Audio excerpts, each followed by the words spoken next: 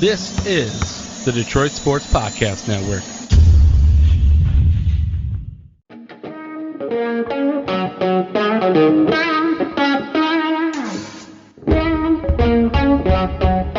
The biggest icon in podcasting.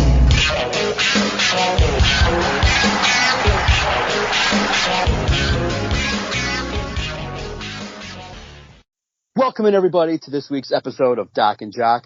I am the Doc, John Macaroon. Joining me, my guy, Adam, the Jock Strozinski. Football. It's a football heavy episode this week as we break down Michigan State. Lots to get into. Unfortunately, we're breaking down a Detroit Lions loss. I'm shocked. A lot of people were surprised that the Detroit Lions didn't execute late against the Buccaneers. We'll break down what happened, what does it mean, what the hell's going on with the offense. Dan Campbell, maybe a little too patient. Does he have the necessary urgency for this football team right now, sitting at 1-1? We'll talk about all of that. But got to talk about it. We'll talk about the Red Wings and the Tigers as well this week. So now, that when we're recording, the Tigers are just 1.5 games out of the postseason. Did they do enough over the last 14 days to showcase to you that they're worth paying attention to? Because, look, man, the Cardiac Cats, this youthful bunch, probably deserves a lot more respect for putting it together, not caring about what people think, and they're just going out there and winning games. I mean, on Monday, they were down 4-0 against the Kansas City Royals, and they just came back and handled business. I think from everybody involved, whatever happens the rest of the way, not make the playoffs, they do make the playoffs, I think they at least deserve credit for probably battling their way, despite what the front office has not given them, battling their way to probably being a team that's going to end up over 500. Yeah, look, it is now official. After this past weekend, the Tigers have my attention. When you go and you take 2 out of 3 games against the Baltimore Orioles, you sit there and you take the first game against Kansas City, you have now shrunk what seemed like it was going to be a monumental task, a monumental deficit, down to 1.5 games, and you are just on the outside of the wild card looking in. And really and truly, it kind of feels like at this moment in time, they do control some of their own destiny. I mean, you've got series against Kansas City that you're in right now. You're going to have another series against the Orioles. You've got a series against the White Sox where really and truly it could come down to that series where whether or not you get into the playoffs, it's decided. If you can sit there and sweep the Chicago White Sox at the end of the season, that could really bode well for you and really help put you over the top and get you into the playoffs. So yes, as of now, the Detroit Tigers do have my attention, and I have been paying attention to what they've been doing. And really and truly, it did start this weekend. I told myself going into the weekend, I said, we'll see what they do against the Baltimore Orioles. And they got that first win against Baltimore. They dropped that second game, and I was like, all right, let's see what takes place here. And they didn't disappoint. They took the second of 3 against the Orioles, and again, didn't disappoint when they took on Kansas City in that first game. Were able to eke out a win. We'll see what takes place with these next 2 games, but they do have my attention, and they are now on my radar. We can officially confirm it. I am paying attention, and I am on Tiger Watch, and I am on MLB Playoff Watch with the Detroit Tigers. Yeah, man, it's fun. It's fun to be part of a baseball playoff chase. And look, even though maybe if they end up in the wild card, they might have to start on the road. Look, this baseball team shows that they can compete. Riley Green has kind of stepped it up. You give Torkelson credit for going down to the minors and doing the best that he can. He's kind of had it up and down. I think people are seeking a little bit more consistency from Torkelson, but Kerry Carpenter has done his thing. You realize, okay, the number one thing I wrote down when we discussed what we were going to talk about and talking about the Tigers was, I think the group took it upon itself to say, wait a minute, okay, Scott Harris promised everybody that, you know what, if the core group is put together, if the core group is there, if there is enough talent showcased by this baseball team, they'll invest. And I think that they've done a good enough job to showcase to everybody that an investment should be made in this club. And I think that that's probably now where we're at, is that whatever happens, to me now, Scott Harris must decide and he must answer the question, how much are you going to invest in this baseball team? And so that, for if nothing else happens, if they lose out, they don't make it, whatever else happens, Scott Harris now must kind of really showcase and deliver the goods with an investment financially to add to this young core. Do you think I'm right? I think you're 100% right. I think Scott Harris might have doomed himself. I don't know if he was actually serious with that statement when he said, look, the only way we're really investing, we'll invest heavily when this team is ready to compete. Well, this team has taken it upon itself to show you that they're ready to compete. And the crazy thing is, since they've moved Javi Baez out of the starting lineup and he's been put on the IR, this team has all of a sudden figured out ways to win. They've manufactured runs defensively. They've helped this team win. The pitching staff is kind of the anomaly here, right? Like it is Casey Mize and a revolving cast of guys. It like every day it feels like it's a bullpen day unless not Casey Mize, Tarek Skubal. It's like Tarek Skubal in a revolving cast of guys. And unless it's Tarek Skubal, you really don't necessarily know who is starting. Now look, Reese Olson is coming back. They're going to insert him into the lineup.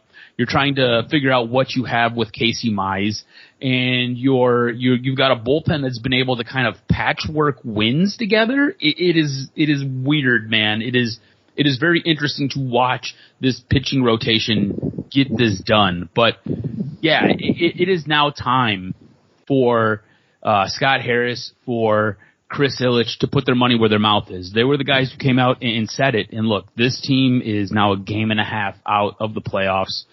So going into next season, you better see this front office spend some cash, spend some money to help this team win, because it was upsetting to see what they did this year. And now this team is here, and they are so close to a playoff berth. Could you imagine if this team went out and grabbed yourself a slugger, grabbed yourself a couple of different arms for this pitching rotation? Instead, they did what they did, and they kind of mailed in this offseason. And here we are. They even sold at the trade deadline. You could have bought at the trade deadline. They decided to sell. Imagine what this team would look like if they added a bat or two and they added an arm or two. We'd be talking about something completely different, which to me is absolutely crazy. So I think you're spot on when you said, look, it is now on the front office. It is now on ownership to make this team better. You got to go spend some money. And the crazy thing is, think about this. We hammered Al Avila. Like, I don't think Al Avila was very good at making trades. I don't think Al Avila was necessarily a great general manager. But you look at what Scott Harris is working with here. These are Al Avila's guys. A few of these guys are Scott Harris's, but these are mostly Al Avila's guys. So Al Avila maybe deserves a little bit more credit than what we gave him. I'm just saying, putting it out there. What are your thoughts on Al Avila really constructing the nuts and bolts of what this roster is, and Scott Harris now coming in and kind of tweaking and fine-tuning things and getting this team ready for the playoffs? Yeah, I think we've been fair because you and I kind of understood really what happened. I think that where Al Avila struggled was he didn't get the returns and trades that helped this baseball team get to the next level and over the hump. He scouted pretty well in terms of the draft and people that he brought that were young. But at the same token, when he went to go flip established stars, it felt like he got bent over on every deal. The J.D. Martinez deal, the Justin Verlander deal. It felt like when, notably, I think you and I laughed when he said, Nick Castellanos, we don't think he has any value out there. Nobody likes to give us anything. And you're like, wait a minute, you can't say it like that. You can't talk about his trade value out in the open. You know what I mean? You can't. You gave up so much leverage in the conversations that he would have. It just was hilarious, and you repeatedly lost out on talent that others took advantage of. So that's where it was. And then the other biggest knock was you're supposed to be the czar of international scouting, and it just didn't come to fruition. So that combination, where you did 35% of your job well, didn't lend to the opportunities for him to stay employed. And that's just what it was. And I do think that he was, probably a C-plus general manager, but that's just the way it was. And it's unfortunate because he also came after Dave Dombrowski, who was legendary in terms of just, hey, he plucked guys out in these trades that ended up helping the Detroit Tigers so immensely. So look, that's what it was. Now Scott Harris has to go out there and basically he's got to rattle the change bucket and be like, Chris, these cats actually started winning some fucking games. We gotta, it actually costs. I wonder if Chris Ilitch is sitting there going, fuck, these guys are winning. That's probably like every week, every win, it costs like another $25,000. He's like, fuck, we got to spend like $25 million more than we wanted to last year. Couldn't these assholes lose a little bit more? So, but good for these Tigers because Scott Harris said, hey, when we find the core, we're going to invest. So now Scott Harris is going to, like you said, his feet are going to be held to the fire, and this baseball team will get some more reinforcements, hopefully, that will help in the future. But it's a fun run, man. It's fun. At least for, 10 minutes, we can talk about the Detroit Tigers and be happy to see some winning baseball, and the schedule kind of shakes out. Hey, down 4-0, you come back. So it's a good time to talk Detroit Tigers baseball. And let's see what happens. Keep it going. Keep the winning train going.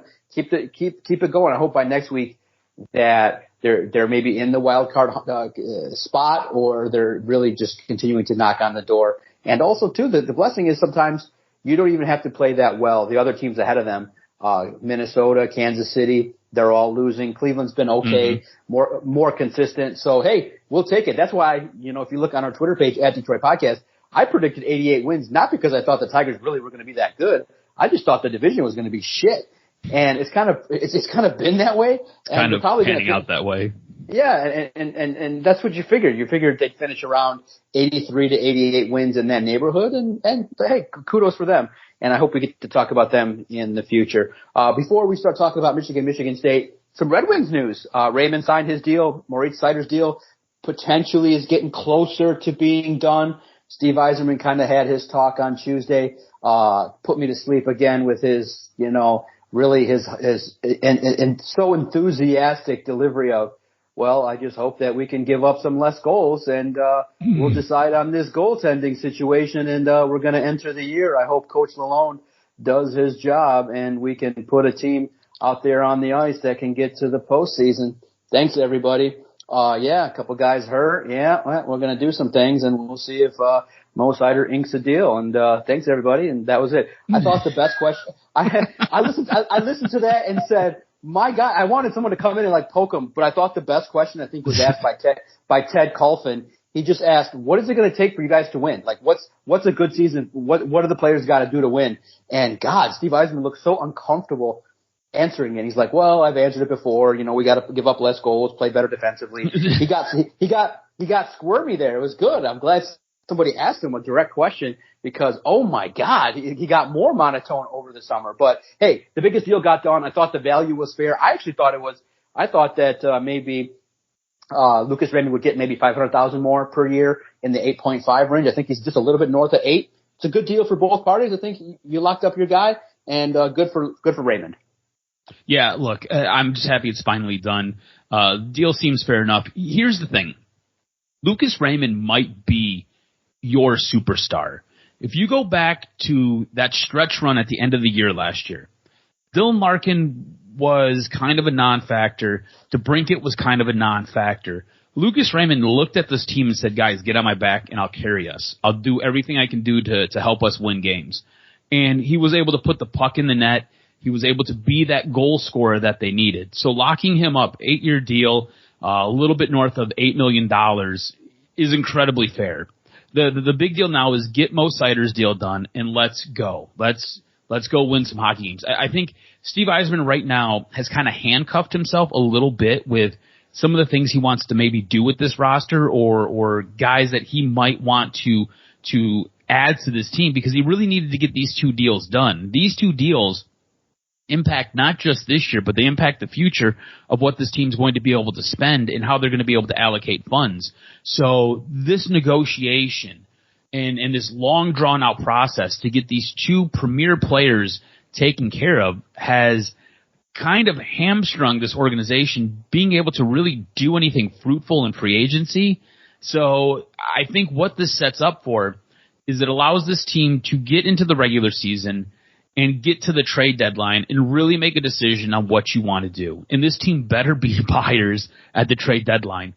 Otherwise, you and I are going to be having a very much different conversation when it comes to Steve Yzerman. So good to see the deal done.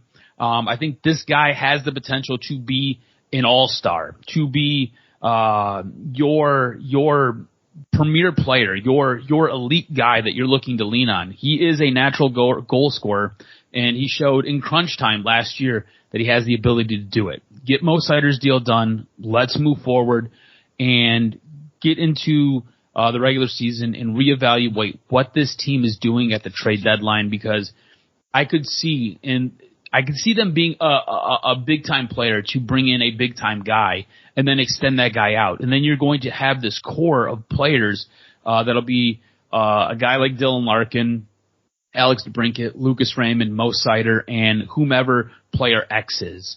Don't forget, you still have Patrick Kane here. And look, I like what Patrick Kane gave you last year. I thought Patrick Kane gave you valuable leadership in that locker room. I think he gave you goal scoring when you needed it. I think he is a guy who has been there, done that, and that the young players can kind of look to and they're like, okay, this is how we get ready for games. This is how we prepare for these big moments. This is how we thrive in these big moments. So I like everything Patrick Kane brings and gives you, and he doesn't really cost you a fortune, which is really, really nice. So just excited it's done, and we can kind of progress to that next level and kind of go where we've got to go. So we'll get Mo Sider's deal done. We can then take a look at the finances and kind of see how much money they've got to play with, and then we can kind of address some of these holes that this team has, I think, with the trade deadline. And we better be in playoff conversations. And I'm not talking about just eking in. I'm talking about seeding. Like, we need to be excited. Are we going to be a second or a third seed going into the playoffs? And that's what I want.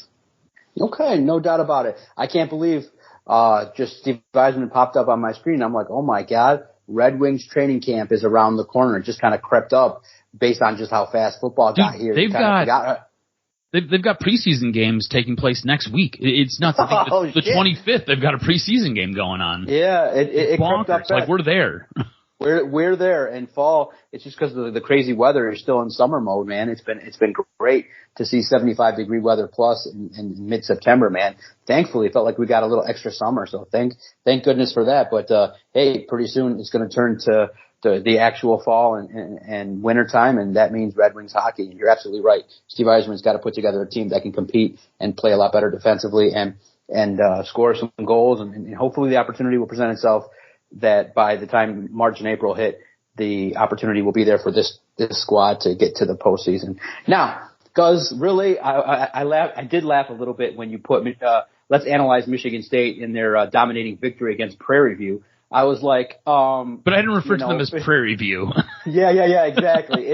It was crazy because look, I joked when I said last week I'm to Prairie View. It was a dominating victory. The biggest thing that, we'll just give Michigan State a couple minutes because clearly they have a big game this week, I think, against BC.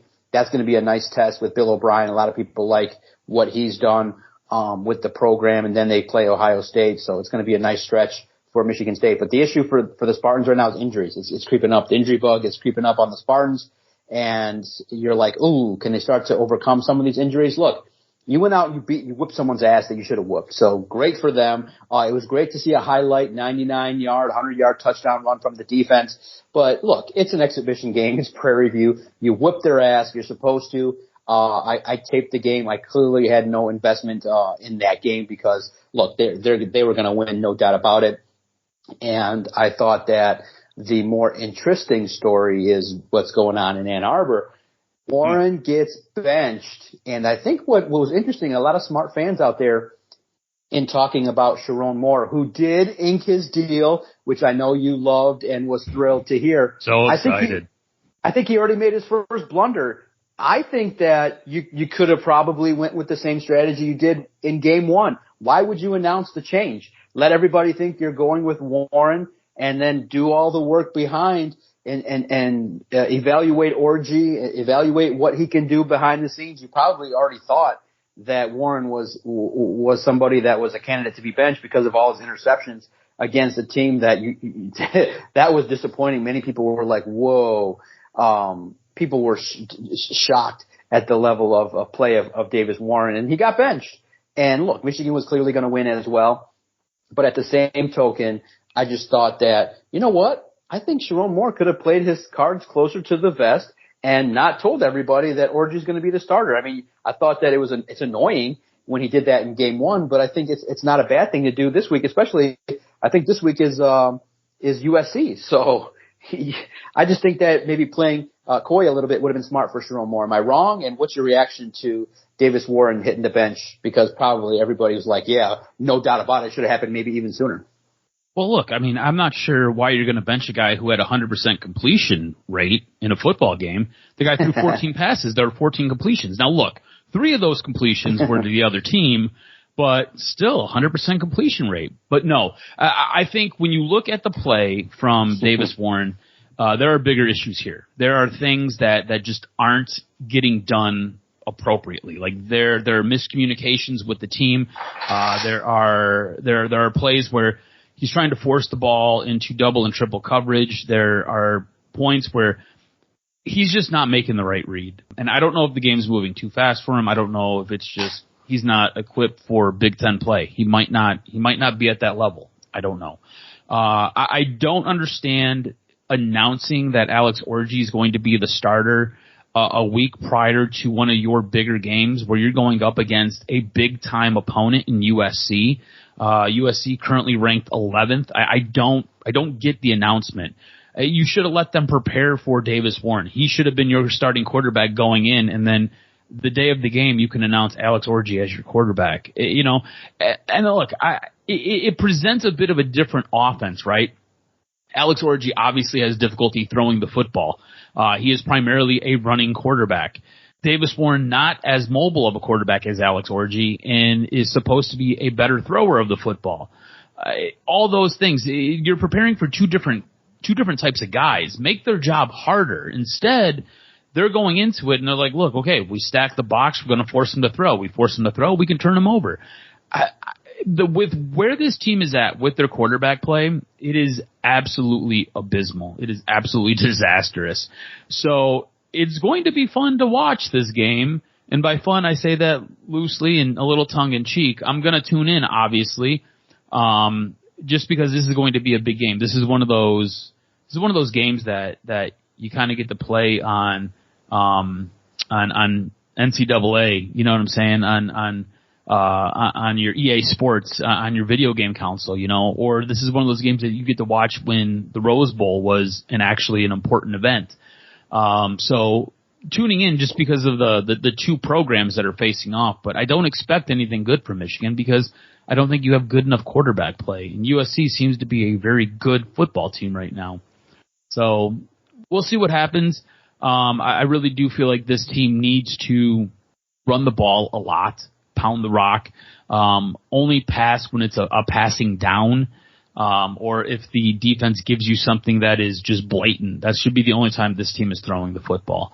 But I've been underwhelmed by Sharon Moore as the actual head coach of this football team. I liked him better when he was the offensive coordinator, moonlighting as the head coach. I thought he did a lot of really awesome things. I don't know, again, if he is equipped for this role. I don't know if he has the capabilities to run this program. And I find it interesting. The Detroit Free Press was able to get a copy of the contract, assuming that they FOIA'd it. And going through it, there was a removal or there was no mention of him being able to be penalized for anything that might come out from the sign stealing scandal. And I'm assuming this was the big holdup. This was the negotiation. This was the back and forth. They signed that memorandum so they could sit there and go back and forth and work around this. And really and truly, I think everybody just assumed. Nobody even researched or looked into it. They just assumed that he had signed that contract. It wasn't until Ward Manuel kind of dimed himself out that he was working off of this memorandum that things didn't really heat up. Honestly, I feel like the school would have been comfortable just playing out the year with him on that memorandum and then kind of figuring it out in the off season. But, you kind of tell your own story here, and next thing you know, the heat gets turned up a little bit and everybody's questioning, why doesn't he have a contract? And I really do think it was because he wanted that in the contract where he could not be penalized and the school could not come after him for any money if anything was found out with that sign stealing scandal. So it'll be interesting to see how this plays out. Going back to MSU real quick, I was really impressed. Look, I know it was a live action scrimmage is basically what that was, but the guys still have to go out there and they still have to execute. And sometimes when you have a new coach and you've got a new program and you have a young quarterback, these are the types of games you need to develop confidence, right? There's a lot of timing sometimes in these offenses, and this was a game where Aiden Childs was able to execute Jonathan Smith's offense. And so, look, I know it's nothing to really beat your chest about, but it was still impressive to rack up 40 points, not give up any. Defense looked really good. Offense looked like it was clicking. That was one of those confidence-boosting games, and I think you just kind of roll with it. Do you find it interesting that Sharon Moore's contract was signed when it was signed, and the Detroit Free Press was able to find out that information about the contract not having any type of penalties for Sharon Moore when it comes to the sign-stealing scandal? Look, I think clearly that's what would get Sharon to sign it. Look, it's a contract. It was going to be a distraction. You don't want that kind of thing because it's a really bad look. Like, how do you operate on a condition where the guy doesn't have the official contract inked? It's just, you get that behind the coach, and now he can focus on being relaxed, understanding the programs behind him. He gets his financial security. You at least put the man at ease that, okay, he can do the job and accept whatever's going to happen. And you never know. You know, there's probably some provisions in there that, you know, look, he's like, I know I'm going to have a little bit of a hamstrung situation here because there may be some, at the start, some scholarship restrictions, maybe a year where you're not eligible for a bowl, whatever it may be, less visits, whatever kind of cockamamie, restrictions the NCAA puts out there whenever all this gets resolved. So I think that's fine. It's something where now he can just focus on getting some more talent, finding a quarterback. Maybe actually now instead of contract negotiations, he can spend a little bit more time with the TP that is so important for all programs. Hit that transfer portal because you probably could have avoided probably 3 losses this year if you had an experienced quarterback on your roster. So let's see. I'm curious to see what Orji can bring. It is going to be unique. Sharon Moore clearly has pumped up his guy, said he's been working and grinding all week, and he's a pro, and so we'll see. You know what's nuts? This is what's nuts. You look at a program like Texas, right? Texas has Quinn Ewers, who may be the number 1 quarterback in the draft this year, and he goes down with an abdominal injury. And all they do is they go to Arch Manning, and Arch Manning, all he does in 3 plays is touchdown, touchdown. Touchdown. It's nuts, man. Right. When I saw that, it's crazy. When I saw the roster and you're like, there's a Manning just sitting there waiting, you're like, oh my God, it's just Sarkisian got the money together and got the right guy. So the best part is Michigan doesn't even have a quarterback who can throw a forward pass. That's where it's at. And you could argue that the Detroit Lions are struggling with the forward pass, at least in the red zone, when you look at everything that's going on in the world of football. But do you think, before we talk about the Lions and their struggles and what the hell happened in a loss, safe to assume right now that probably good games, but I think Michigan State both lose this weekend? Yeah, I think it is safe to say that. Look, BC is a little bit underrated. I think their first couple games have been pretty impressive with what Bill O'Brien's been able to do. Yep. That looks like a very good football team. Very good. They're going to be a headache in the ACC for sure. And look, USC, I thought Oregon was going to be the cream of the crop in the Big Ten this year.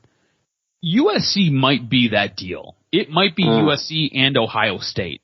Going into the year, I thought Oregon was going to be the big dog that was going to cause everybody headaches. But looking at these first couple of weeks, it really does seem like USC is the best team in the Big Ten, followed very closely with Ohio State. So I do not see a chance for Michigan to win this game. I don't think it's going to be close. I think this offense will be interesting to see what they roll out because, again, I don't like Alex Orji as your quarterback. I don't really like Davis Warren as your quarterback. I'm hoping that something happens and you can maybe fish a guy out of the transfer portal here in the middle of the season. I don't even know if that's allowed. I'd have to go back and look and do a little research. But to me, offensively, you are incredibly limited because of your quarterback position and the crap job that was done by this coaching staff in addressing that role. So I don't see a win for either one of these teams. I think Michigan State will keep this game close. I think Michigan is going to get trucked. Yeah, it's going to be, it's unfortunate for the, teams where they're at right now. It just seems like other teams are a little bit further ahead in regards to talent, right now for Michigan and Michigan State. And I just think that, this January, February, when we look at recruiting, it'll be very telling to see who Jonathan Smith brings in, what level of talent, how many stars, the star alert. Adam and I will be on the star alert when the season ends to see, okay, we'll do our research in recruiting and hit up those sites and say, all right, how many stars are the Spartans getting? How many stars are the Wolverines getting? And because, look, Ohio State's just loading up and their talent is sick. They might have already one of the best wide receivers in the country. So we'll see how Michigan State shake out as the seasons progress, and we'll break it all down next week. You know what's crazy to me? Ohio State has become basically wide receiver U. Yeah, you go and you look at the last couple of wide receiver classes that have kind of trickled through Ohio State, and you look at what they're doing in the National Football League, it's unreal. And look, one of those products that was at Ohio State that ended up transferring, like the depth chart was so deep at Ohio State, Jamison Williams was like, yeah, I'm just going to go to Alabama. It'll be okay. And he ends up transferring to Alabama and becomes a top 15 pick in the NFL when the Lions select him at I think it was 12. So unreal. Yeah. So cause what the hell happened this week? I mean, the Detroit Lions, it was kind of reminiscent of some of the games that the Lions played last year, but usually would end up winning. It reminds me of the Bears game that they won where, they struggled early on and then had issues and then would claw their way back. And it reminded me of a game in which they could have won, but wouldn't have deserved it because they didn't play crisp. They didn't play clean in the red zone. They made a lot of mistakes. And look, I mean, I thought the days of kind of embarrassing plays were over. I laughed with Christian. I laughed when it was the second quarter and it's a serious moment and Jared Goff is literally about to spike the ball and literally the field goal unit is running out there. It was funny to me. Like that is such a botch at the highest level because as I'm watching it, the guys run on the field and they instantly know they fucked up. Like right away, Skipper's pissed. The linemen are pissed. They all know like it hit them the second that they hit the field like, oh shit, we're about to be penalized and we're about to lose our chance for 3 points. It's comical. It's high school. It's not supposed to happen at the National Football League level, but it did. And I equally blame Dan Campbell and the players. There needs to be an awareness like, okay, if the clock is ticking, we don't have any timeouts. We have to spike the ball. So I don't care if 10,000 people are screaming to go out there, I would know that, okay, they've got to spike the ball. We have no time to kick it. So it was a comedy of errors. Today when this podcast drops, we'll talk to Dave Phipp and hopefully get a little more insight into what the heck just happened there. But it ended up costing the Lions. It was a sloppy game and it hurt the Lions. To me, I'm not concerned regarding the offense in regards to down the road in 3 months. Do I think that they're going to be playing like this? No. I think that they'll get it together. They'll figure out that, hey, maybe we need to not run the ball, X amount of times versus passing it 55 times. I think the balance should be closer to equal for this football team to have success. Clearly, the first reason is if you're having Jared Goff throw the ball 55 times, that is the recipe for disaster. That every single time, give credit to Todd Bowles for doing it. They forced the Lions into being one-dimensional and stacking the box, but I thought that the Lions gave up too soon, especially when Vita Vea goes out. You just need to be a little bit more creative in the run game design and not just run the ball into the heart of the defense where, that's kind of where the big boys are. You kind of need to do some halfback sweeps, some, where simple draw plays where the offensive line's going right and then you shift the running back to go left. I just think that the exotic nature of the running attack was nowhere near where it needed to be. And it was just a game in which, even though it was all sloppy cause, it was real shitty all the way through. I definitely want to know, what was your reaction watching it throughout the first 3 quarters as they kept shooting themselves in the foot in the red zone? I know that you probably were gritting your teeth and getting all pissed off. It was a game in which, even though they were playing poorly, they had a lot of chances in the fourth quarter and they just couldn't capitalize. And maybe you could say Dan Campbell could have kicked that 58-yarder and given it a shot to bring the team closer. But bottom line, they were nowhere close to playing Lion football to win that game. It was crazy to see, but if they're going to play that shitty, it's good to get it out of the way early, especially knowing that, okay, now everyone knows, okay, you didn't play Lion football, you didn't run the ball effectively enough, and you exposed your quarterback. So all those things can be hyper-focused on over the next couple weeks. Yeah, I was pretty frustrated, obviously, watching this game. Yeah. And it was, like you said, if they would have won this game, they didn't deserve to win this game. They played so piss poor. It was mistake after mistake, and they just kind of kept compounding everything. And I think when you look back on this was a game that we anticipated them winning. Everybody had marked this as a win. And this is a team that we are expecting to be a Super Bowl caliber team. This is a team that we are expecting to challenge the likes of the 49ers. The Rams going into the season were a hotly contested and talked about team. Rams right now are completely beat up and just annihilated with injuries. This was a team that was supposed to contend with the likes of the Philadelphia Eagles. This was a team that was supposed to be at the very, very top of the NFC, and they were supposed to have a chance of getting home field for the entire playoffs. And in order to do that, you needed to pick up a win like this. And I think when we look back on it, that's going to probably be the biggest frustration. I could see us getting into January and being like, damn, they're now a 3 seed, and they could have been a 1 seed if they would have just took care of business against Tampa Bay. They didn't shoot themselves in the foot. And when you really start to kind of break this game down, not even so much this game, you look at the last 2 weeks, because they haven't played well at all since the start of the season. I do think there's a little bit of rust, and that's a bit of a problem. That could fall on the coaching staff, could fall on Dan Campbell not wanting to play guys in the preseason. Again, you and I think, are of the same mindset. You have those organized practices with other teams. Those are better reps than what you're going to get in a preseason game. That being said, you need guys out there. They got to get rhythm. They got to get chemistry. So maybe next year you readjust that philosophy or you change that a little bit. But the botch on the field goal, that's on Dan Campbell. That's on special teams. That's inexcusable.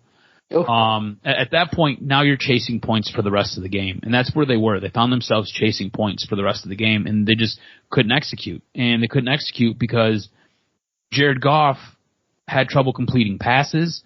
Jared Goff felt pressured. I was so sick and tired by the end of that game watching Goff skip balls to guys like Gibbs or St. Brown. It was incredibly frustrating. And when I took a step back, I started to kind of piece together different stuff from the first game and from the second game, and this is kind of what I've come up with. I feel like these first 2 games, this Lions team has kind of lost their identity. This isn't the same Lions team that we seen last year. This isn't the same Lions team that won 2 playoff games. This wasn't the same Lions team that was a half a football away from going to the Super Bowl. That team like to punch you in the mouth with the offensive line. They like to lean heavily on the run. It was a lot of passes underneath. It was taking chances downfield when it called for it. What I'm seeing right now from this offense is a team that really wants to get Jahmyr Gibbs the football. And they're leaning away from their identity of maybe that smash mouth football with a guy like David Montgomery. Look, I think Jahmyr Gibbs is going to be a great player. I think David Montgomery needs to get more touches and needs to be your battering ram, which will help set up Gibbs and put him in a better spot. I think offensively, this team really wants to get J-Mo the football. It's a new toy. You want to play with your new toy. I get it. J-Mo needs to basically be the cherry on top. He needs to be the whipped cream on this offense. He needs to be the guy that after Amon-Ra St. Brown gets his touches, after a guy like Laporta, and I'm going to get to the tight ends here in a minute, after they get their touches, it opens everything up downfield so he can be that vertical threat and score you those 70-yard touchdowns. He can be that guy who can do that end around and cut through everybody, weave to the end zone. He needs to be, I don't want to say dial back his targets because he is an integral part of this offense, but he needs to be used as that dagger. He needs to be used as that katana that's going to cut and kill. He doesn't need to necessarily be the focal point of this offense. A lot of mouths to feed on this offense, which then brings me to the tight ends. Haven't seen Sam Laporta in 2 games. Sam Laporta at this moment in time is on the side of a milk carton saying missing. I'm not sure what's going on with Sam Laporta. Dan Campbell did an interview earlier on Tuesday and basically said he was kind of dealing with some injuries from the offseason and they're not trying to necessarily game plan him in. Well, if he's hurt, I don't know. You've got other guys. Go to Brock Wright. That's why you're paying him money.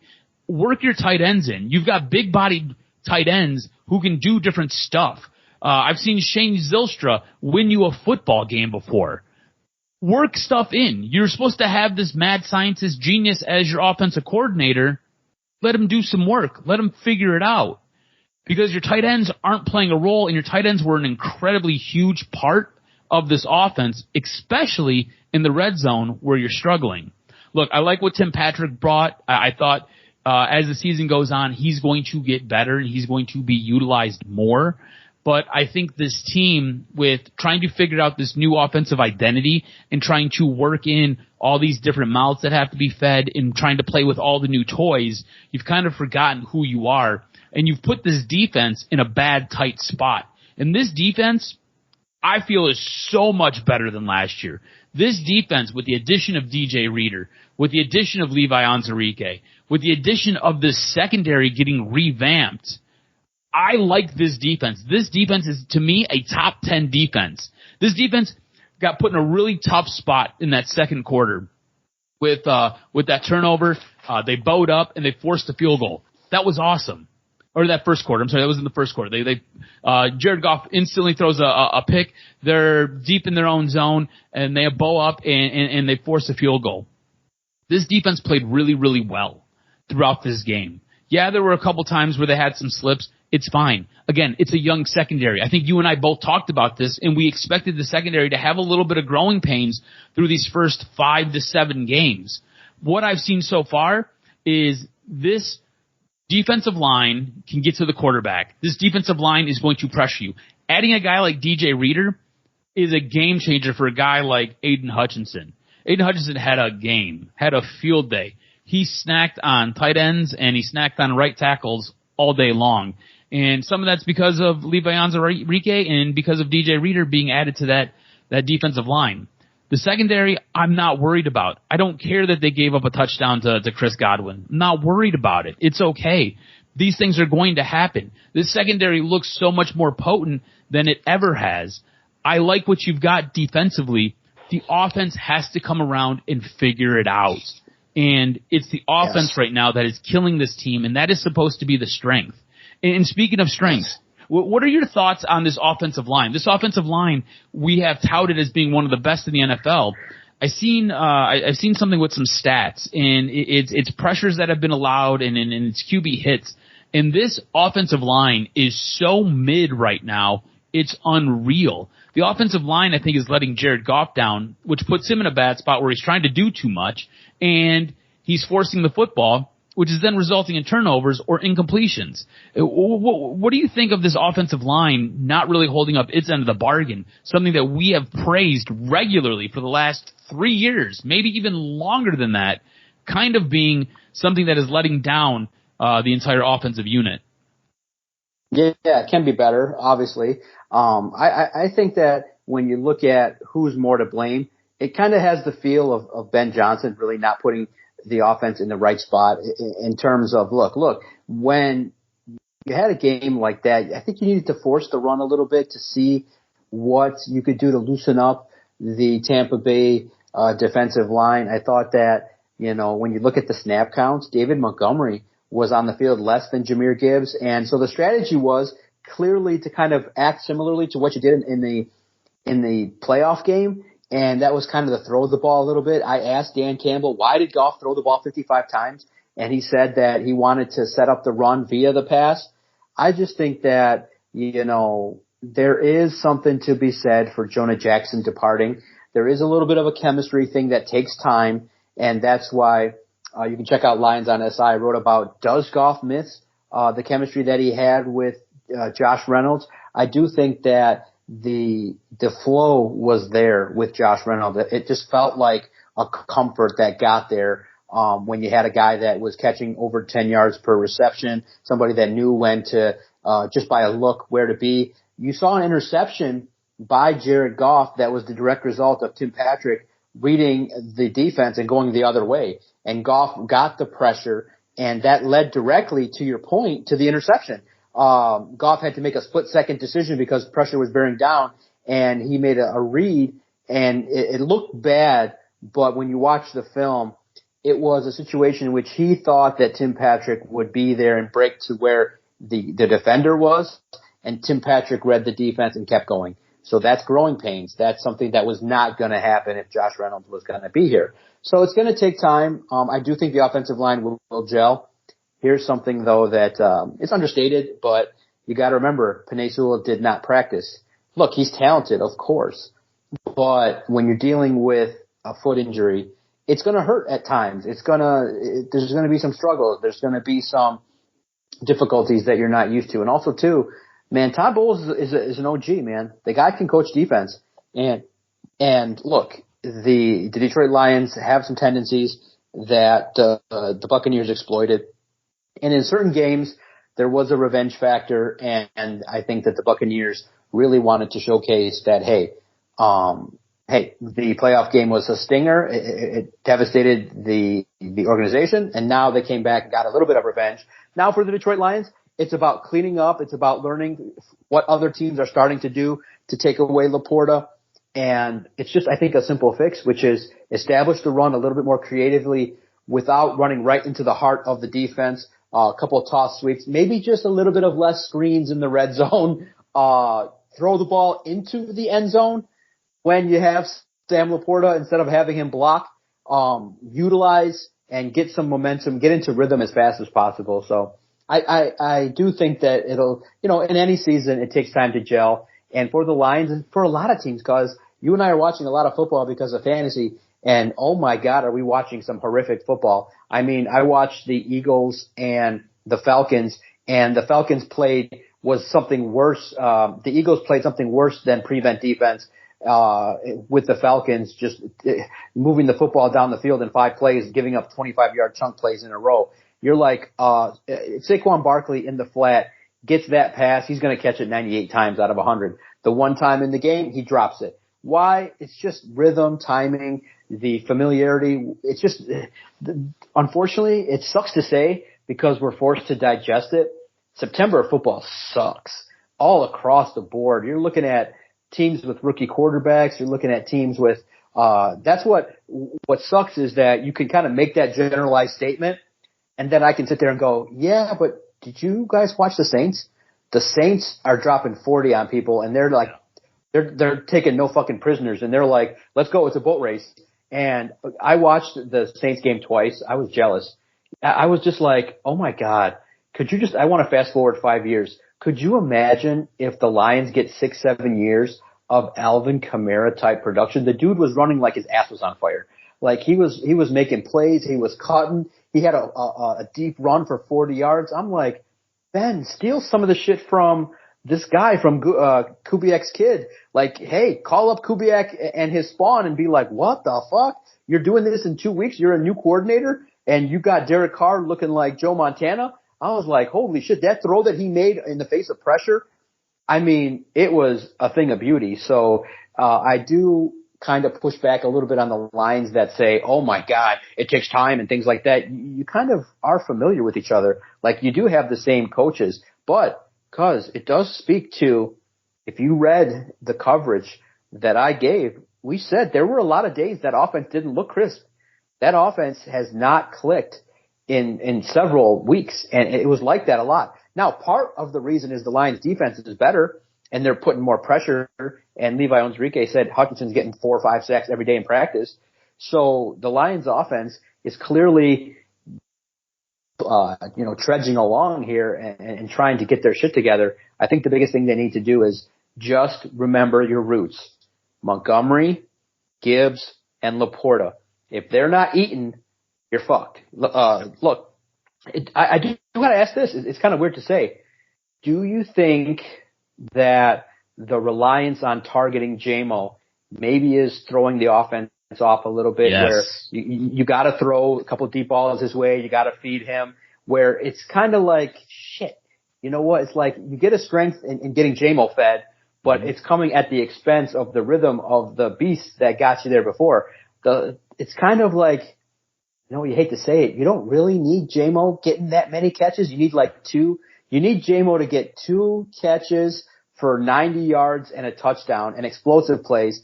And as he expands, I think the biggest issue that you can surmise is with J-Mo's emergence, the chemistry's off in the spice because Laporta's not the same. Gibbs and Montgomery, in at least the game against the Buccaneers, it did not get into rhythm the right way. Well, I think this game specifically was a highlight of that. Yeah. I think the reliance of J-Mo trying to get him the ball has pulled away from, like you said, the rhythm, kind of what has made this offense special. That's kind of what I was saying earlier. Like, he needs to be that whipped cream. He needs to be that cherry on top. He doesn't need to be the steak with this meal. The steak with this meal needs to be David Montgomery, needs to be Sam Laporta, needs to be Amon-Ra St. Brown. That's where your steak, your potato, and your vegetable need to come from. And J-Mo just kind of needs to be that whipped cream on that ice cream sundae. That ice cream sundae could be Jahmyr Gibbs. It can be whomever else, whatever else. He is going to get his, but you don't need to force feed him the ball. There's no reason he should have, I think he had something like 11 targets. Like, to me, that's crazy. That means you're trying to force feed him the rock. You don't need to do that. And you can look at what happened with Amon-Ra St. Brown in this game. Last game, I think Amon-Ra St. Brown had like 5 or 6 targets. This game he had like 19. So it's like you tried to force feed J-Mo week 1. Now you're force feeding Amon-Ra St. Brown week 2.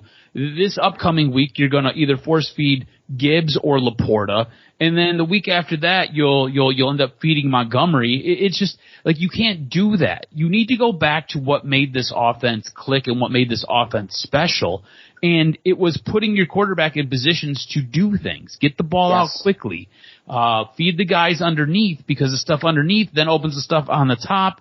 And him and J-Mo, like Jared Goff and J-Mo, have a connection this year, which is great. You've got to see it. It's awesome. And that big play capability is there. But what makes that big play capability so much more special and so much more impactful is when you hand the ball off to Montgomery, picks up 4 yards. You come back and you hit St. Brown for a 7-yard slant. You hit Laporta for a 12-yard pickup. You come back, you hand the ball back off to Montgomery, he picks up 3 yards. You come back, you hand the ball off to Gibbs, he picks up 6 yards. And then what happens is that defense is now sucked up because they're focusing on what's going on with everything underneath, that you can just sit there, launch the ball 50 yards down the field, and J-Mo can scoot into the end zone untouched. Like, that's how those plays are drawn up. That's how sequencing is done in the NFL. And trying to get the guy the ball, double-digit times is just ridiculous. Like, you got to do other things. You got to get other guys incorporated into this offense. And to me, it just feels like this team has kind of prioritized different things this year, and that is what is hurting it and what is taking it away. So it's kind of crazy because they've got so much talent that they've got to get the ball to. Exactly. I think everybody's surprised that they kind of thought that, first and foremost, credit to the defense for living up to expectations. The crazy part is the offense has not kind of done the job to the level that everybody expects, because this week they have to. It might be a track meet against the Cardinals. Kyler Murray, little ball of hate. The dude ran his ass off. They tried, the opponents tried to stop him and limit him, but he was able to scoot and break free and scamper for a number of 25-yard runs plus, in a win. And then you saw the emergence of Marvin Harrison. And I joked with others that, look, the reason why we were so hard on Jamison Williams is because we wanted to see that from JMO. We wanted to see what Marvin did in week 2 so often that we were all like, that's what a number 1 receiver looks like, and it can be done. Now, look, Marvin Harrison comes from like the epic genes of all time. Like if you craft a football player in genes, you say, okay, we craft Marvin Harrison's son, the all-time legend who just had the connection with Peyton Manning. So it's crazy. I do think the Lions are going to limit. They're going to play well defensively. They're going to give up 24 points, but they're going to score. I think the offense is going to break out. Clearly, it's going to be emphasized. They're going to play with their hair on fire. It's going to be, I think, a 30-24 game in which they do get back to what they do well offensively, running the ball, some explosive plays. You hope that Amon-Ra St. Brown's contusion doesn't seem like it's going to be all that serious, but I do think that 2 players will emerge. I think that Sam Laporta will arrive for the first time this season, and I think David Montgomery will find his way into the end zone. It's going to be a grind. There's going to be some things you don't like, but I do think the Lions bounce back because history says they have not lost back-to-back games in 2 years. So I think they get back on the right track. And I do think, though, if you look ahead, I think they get to the bye at 2-2. I think Seattle, for whatever reason, has their number.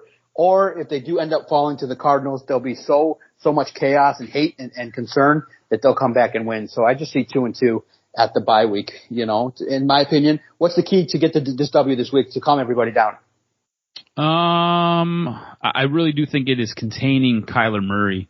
I think he showed what he can do. Like, there was a lot of discussion after week 1 with Kyler Murray and Marvin Harrison Jr., and they put it all to rest after last week. It was unreal, the offensive performance that they did.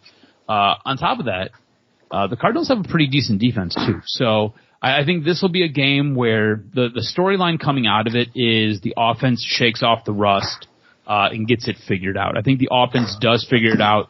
I think they go back to some of those roots, right? I think they incorporate Sam Laporta a little bit more. I think David Montgomery gets a few more touches. I think JMO's touches dwindle a little bit, and I don't think you target Amon-Ra St. Brown as much, even though he's more involved in the football game. So I think they do kind of go back to what they were.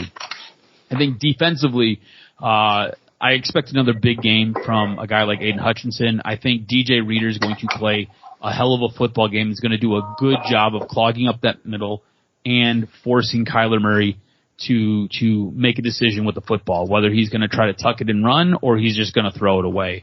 So I expect big things. I expect a good game. Look, Arizona's going to get their points, but I think Detroit has enough to outlast them.